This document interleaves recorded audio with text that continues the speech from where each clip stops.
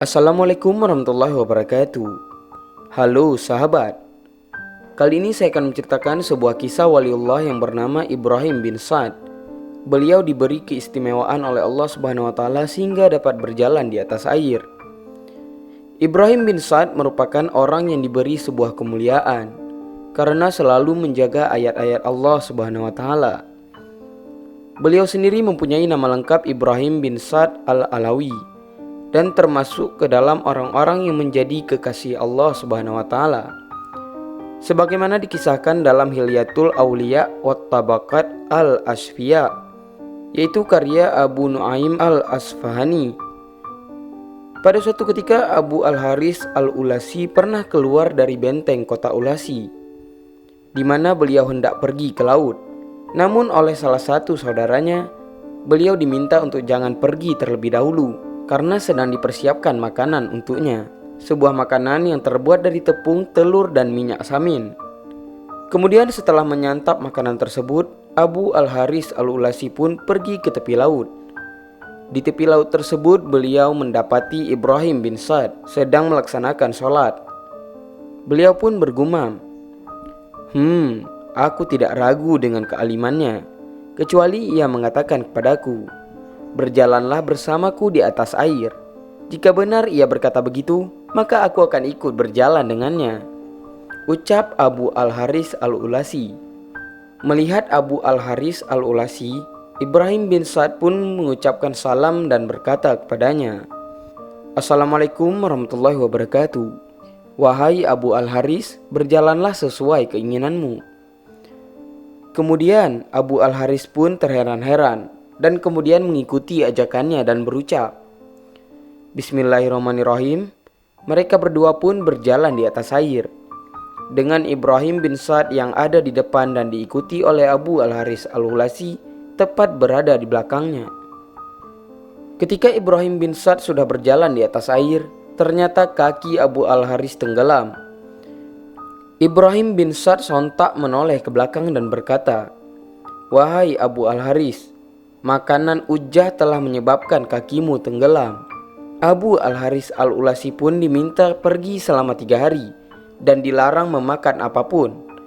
Dan jika hal tersebut sudah dilaksanakan, Abu al-Haris al-Ulasi pun diperkenankan untuk datang lagi.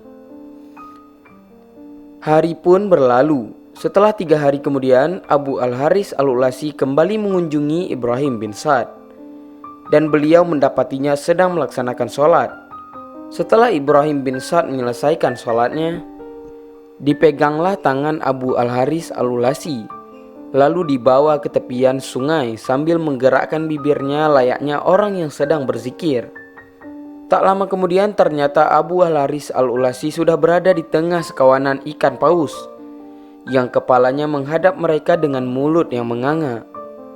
Namun setelah kejadian tersebut, Abu al-Haris al-Ulasi tidak pernah lagi bertemu dengannya. Hingga pada suatu hari ada seorang kulit hitam yang menghampiri Abu al-Haris al-Ulasi dan bertanya, Benarkah engkau al-Ulasi? Ya benar, jawab Abu Haris al-Ulasi. Orang itu pun kemudian berkata, Semoga Allah Subhanahu wa taala memberimu pahala yang berlipat ganda berkat saudaramu Ibrahim bin Sa'd. Kemudian orang itu menjelaskan kepadanya bahwa Ibrahim bin Sa'd berwasiat untuk menyampaikan surat yang ditulisnya kepada Haris al-Ulasi. Maka kemudian dibukalah surat yang dibawa oleh orang kulit hitam itu dan tertulis, Bismillahirrahmanirrahim. Wahai saudaraku, apabila suatu perkara sudah turun kepadamu, baik berupa kekafiran dan penyakit atau rasa sakit, maka mintalah pertolongan Allah Subhanahu wa taala dan mintalah keridhaan dari Allah, karena Allah Subhanahu wa taala memperhatikanmu. Ia mengetahui apa yang ada dalam hatimu, sementara kamu tidak mengetahuinya. Kamu wajib melaksanakan hukumnya pada dirimu.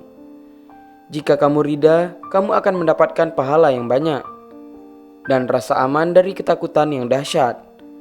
Kamu dalam keridhaanmu dan kemurkaanmu tidak akan bisa melampaui takdir, tidak akan bisa menambah rezeki yang dibagikan, pengaruh yang telah ditetapkan, serta ajal yang telah ditentukan kepadamu. Lalu ketentuan manakah yang kamu inginkan untuk membatalkan semua itu? dengan keinginanmu, atau dengan kekuatan apapun yang kamu inginkan untuk menolaknya. Ketika tiba waktunya, atau kamu menariknya sebelum waktunya. Sekali-kali tidak. Perkara Allah Subhanahu wa Ta'ala inilah harus terlaksana pada dirimu, baik dengan kesukaan hati atau dengan kebencianmu. Apabila kamu tidak menemukan cara untuk ridha, maka kamu wajib menanggungnya. Janganlah kamu mengadu pada orang yang tidak pantas menjadi tempat mengadu, dan bersyukurlah kepada orang yang pantas untuk bersyukur dan pujian yang agung. Apa yang lebih utama daripada nikmatnya kepada kita?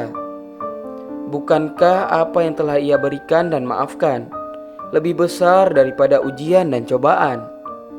Dengan keadaan demikian, Ia telah mengetahui tempat kebaikan bagi kita daripada kita sendiri. Jika beberapa perkara telah membuatmu terdesak, maka pasrahkanlah kesabaranmu, lalu kembalikanlah semuanya kepadanya. Dengan keridhaanmu, mengadulah kepadanya tentang keadaanmu, dan hendaklah harapanmu hanya kepadanya. Janganlah sekali-kali engkau menganggap Ia lamban, apalagi berburuk sangka kepadanya. Karena setiap sesuatu itu mempunyai sebab, dan sebagian sebab mempunyai masa. Setiap keridhaan karena Allah Subhanahu wa Ta'ala, maka bersama Allah lah jalan keluar terbaik, baik segera maupun menunggu waktunya nanti.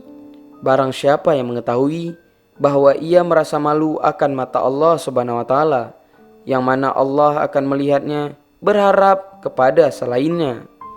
Sahabat, kisah daripada Ibrahim bin Sa'd ini menunjukkan kepada kita seberapa besar kemuliaan yang diberikan oleh Allah Subhanahu wa Ta'ala itu merupakan kehendak oleh Allah Subhanahu wa Ta'ala. Layaknya Ibrahim bin Sa'd yang dapat berjalan di atas air, itu semua merupakan kehendak daripada Allah Subhanahu wa Ta'ala. Oleh karenanya, marilah kita renungi kebaikan apa saja yang sudah kita buat dan keburukan apa saja yang sudah kita hindari. Semoga renungan ini bisa menjadi manfaat bagi saya sendiri dan sahabat semuanya. Lebih dan kurang saya mohon maaf. Wabillahi taufik wal hidayah. Assalamualaikum warahmatullahi wabarakatuh.